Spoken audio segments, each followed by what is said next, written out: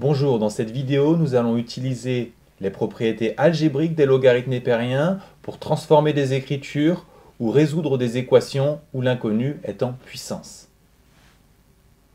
Première application, montrer que ces trois expressions sont égales. On observe la première, on reconnaît ln de a plus ln de b qui fait ln de a fois b et on applique cette formule, puis on simplifie. Ensuite, on reconnaît ln de a moins ln de b qui fait ln de a sur b. On applique cette formule qui va nous donner, après simplification, ln de 3. Deuxième expression, cette fois, la formule appliquée est un peu moins évidente. Il faut penser à la formule associée aux puissances qui, cette fois, va s'appliquer de la droite vers la gauche, c'est-à-dire qu'on va rentrer la puissance. Donc ici, on va obtenir ln de 3 puissance 5 et ln de 9 au carré. Ensuite, on applique à nouveau la formule ln de a moins ln de b donne ln de a sur b. On obtient cette expression. Puis on va travailler sur ln de 9 au carré. 9, c'est 3 au carré. On va donc obtenir ce résultat. Puis après simplification des puissances, on obtient ln de 3. Il existait un autre chemin. On aurait pu tout de suite utiliser 9 égale 3 au carré, ce qui nous donnait cette expression. Et ensuite, en faisant tomber la puissance, on aurait obtenu ici 4 ln de 3, d'où finalement ln de 3. Dernière expression, il faut penser à ln de 1 sur x qui fait moins ln de x. Et bien sûr, ln de 1 fait 0. On applique ces deux formules, on va obtenir moins ln de 3, donc plus ln de 3.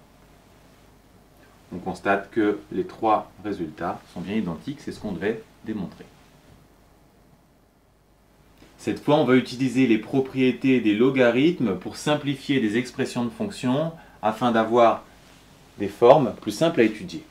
Alors ici, ln de 1 sur x, à nouveau, on reconnaît la formule moins ln de x.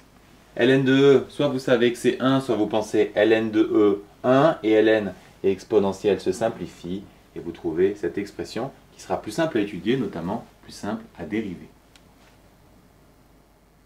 Deuxième fonction.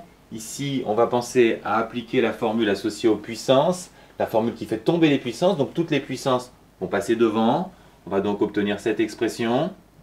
Pour ln de E3, bien sûr, on obtient 3. On simplifie et on obtient ln de x plus 3 qui est clairement beaucoup plus sympathique que l'expression de départ.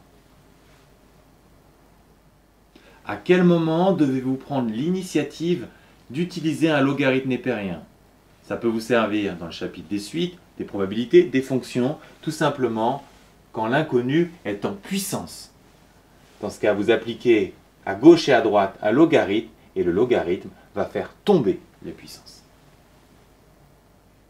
Donc ici, l'inconnu est bien en puissance. On va appliquer à gauche et à droite un logarithme. Le logarithme va faire tomber la puissance. Donc on aura n ln de 3. Puis ensuite, on va diviser par ln de 3. ln de 3 est positif, donc les inégalités ne changent pas de sens. Ensuite, on fait l'application numérique, on obtient 6/28, et si n est un entier, on va donc conclure n doit être supérieur ou égal à 7. Deuxième exemple, l'inconnu est encore en puissance. On va donc appliquer à gauche et à droite le logarithme qui va faire tomber la puissance. Ensuite, il faut faire très attention, le logarithme de 1/2 est négatif. Je vous rappelle, si vous avez des nombres compris entre 0 et 1, leurs logarithmes seront négatifs. Donc, divisé par un négatif, il faut changer les inégalités. Ensuite, ln de 1/2, c'est moins ln de 2. On simplifie les signes. On obtient environ 13/28. Donc, si n est un entier, il doit être supérieur ou égal à 14.